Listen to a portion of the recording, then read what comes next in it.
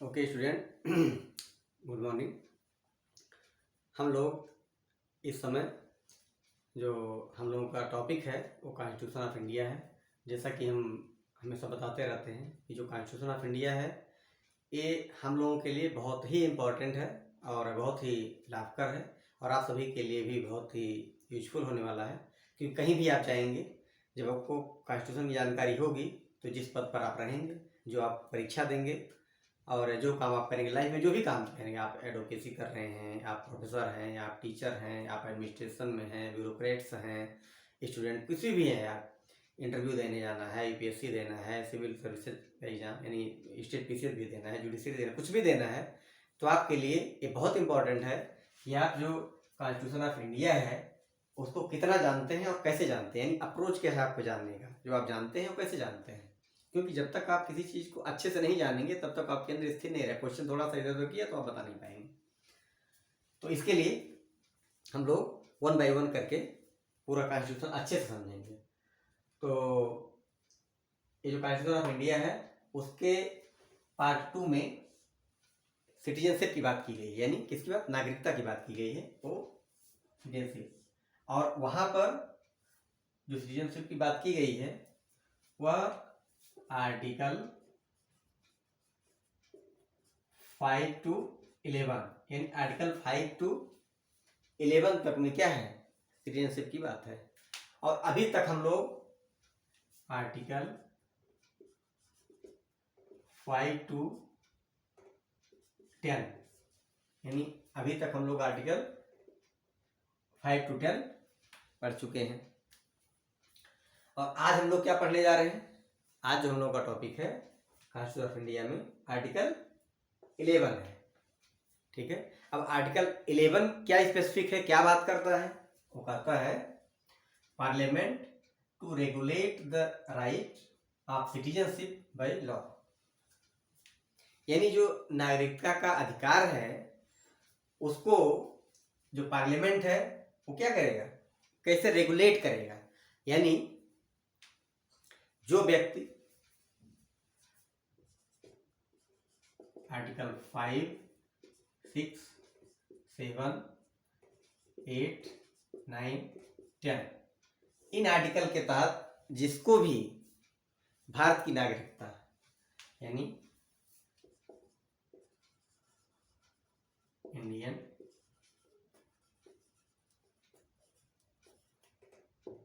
Citizenship, जिसको भी भारतीय नागरिकता मिल गई है उसके अधिकार की रक्षा कैसे होगी, उसके क्या टर्म्स कंडीशन होंगे, क्या रूल्स और रेगुलेशंस होंगे। क्योंकि ये चीजें तो कहाँ पे, कॉन्स्टिट्यूशन ऑफ इंडिया में है, कहाँ पे, कॉन्स्टिट्यूशन ऑफ इंडिया में है। अब इस चीजों को रेगुलेट कैसे होगा, कैसे इंप्लीमेंट होगा, यानी एग्जीक्यूशन कैसे होगा, उसके लिए पार्लियामेंट क्या करेगी, एक लॉ बनाएगी। तो लॉ कैसे बनता है, लॉ हमारा जो हमारी पार्लियामेंट है वो बनाती है। अब पार्लियामेंट में कौन कौन से पार्ट हैं, कैसे बनता है कानून, तो आज थोड़ा सा हम कई बार डिस्कस कर चुके हैं हालांकि, लेकिन फिर भी आपको बताते हैं कि जो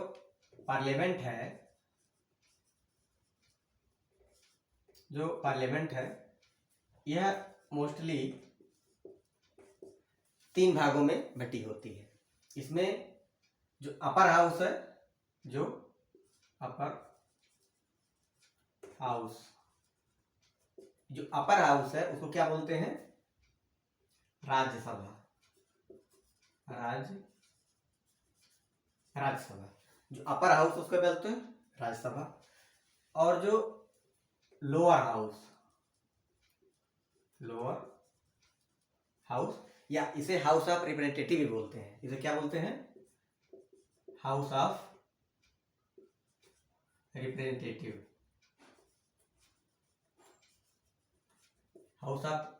भी बोलते हैं इसको। लोकसभा भी बोलते हैं इसको, लोकसभा भी बोलते हैं। यानी upper house Rajya Sabha, lower house या हाउस ऑफ रिप्रेजेंटेटिव जिसको यानी लोकसभा, और थर्ड क्या है, प्रेसिडेंट ऑफ इंडिया।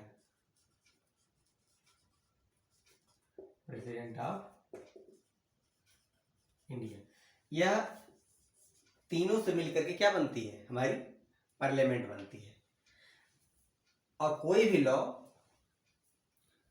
तब तक नहीं बन सकता जब तक दोनों हाउस बिल पास ना कर दिए हो और प्रेसिडेंट उस पर सिग्नेचर ना कर दिया हो। यानी जो पार्लियामेंट के मेन इंग्रेडिएंट्स हैं वो क्या है, यही तीन है। तो जो हमारा कॉन्स्टिट्यूशन ऑफ इंडिया था उसके पार्ट 2 में सिटीजनशिप का जो टॉपिक था उसमें आर्टिकल वाइज इसको लिखा गया कि कैसे कैसे नागरिकता मिलेगी, कैसे नागरिकता जाएगी, कैसे कोई बाहर व्यक्ति चला गया विदेश में और नागरिकता वहाँ ले लिया तो नागरिकता चली जाएगी, और भारत का जो व्यक्ति रहेगा उसकी नागरिकता कैसे बनी रहेगी। तो मोस्टली ये आर्टिकल 11 जो है वो बात करता है कि कोई भी लॉ ऐसा नहीं बनाया जाएगा जिसमें किसी की नागरिकता छीनी जाए बिना विधि के प्राधिकार के बिना। यानी जो विधि का जो प्रोसीजर इस्टेब्लिश बाय लॉ है, प्रोसीजर इस्टेब्लिश्ड बाय लॉ, यानी जो प्रोसीजर है, यानी किसी भी व्यक्ति को विधि सम्मत तरीके से ही उसके नागरिकता के अधिकार से वंचित किया जा सकता, अन्यथा नहीं किया जा सकता। तो इसके लिए रेगुलेशन बनाने का काम, यानी उसको रेगुलेट कैसे होगा, इसका एग्जीक्यूशन कैसे होगा, वह एक्ट जो है गवर्नमेंट ऑफ इंडिया ने 1951 में बनाया। क्या बनाया, Indian citizenship act, Indian citizenship act बनाया कि भारत के लोगों को नागरिकता का जो प्रोविजन है वो कैसे बनी रहे और कैसे उसको रेगुलराइज किया जाए, उसका एग्जीक्यूशन कैसे हो, इसके लिए बनाया गया।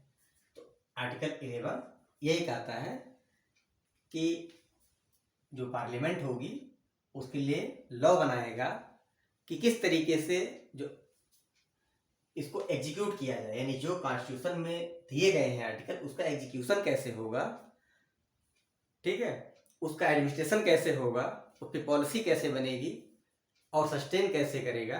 क्योंकि जब तक कोई भी, आप देखिए कुछ भी आप अच्छी किताब पढ़ लें, कुछ भी कर लें अपने लाइफ में, बहुत सारे सिद्धांत पढ़ लें, लेकिन जब तक आप उसका एग्जीक्यूशन नहीं करेंगे और रेगुलर में प्रैक्टिस में नहीं रहेगा तब तक आपको जानकारी नहीं हो सकती कि इसके क्या लाइक्स हैं, यानी क्या उसके बेनिफिट्स हैं, क्या जो है डिमेरिट्स हैं, बहुत सारी चीज़ें, एडवांटेज डिसएडवांटेज मेरिट डिमेरिट, आप कुछ पता नहीं लगेगा। लेकिन जब आप उसके एक्सरसाइज में लाते हैं तब आपको रियलिटी से सामना होता है कि इसको हम किस तरीके से इम्प्रूव करें और उसको सबका लाभ मिले या खुद की लाभ मिले। तो इसीलिए इसी यानी कॉन्स्टिट्यूशन ऑफ इंडिया के आर्टिकल 11 अच्छे तरीके से एग्जीक्यूशन हो, इसके लिए गवर्नमेंट ऑफ इंडिया ने 1951 में इंडियन सिटीजनशिप एक्ट लाई, जिसके द्वारा जो हमारे कॉन्स्टिट्यूशन में आर्टिकल 5 से 11 है इसको रेगुलराइज जो है कैसे इसका एग्जीक्यूशन अच्छे से हो, जिसके जो है हम सबको उसका लाभ मिल सके।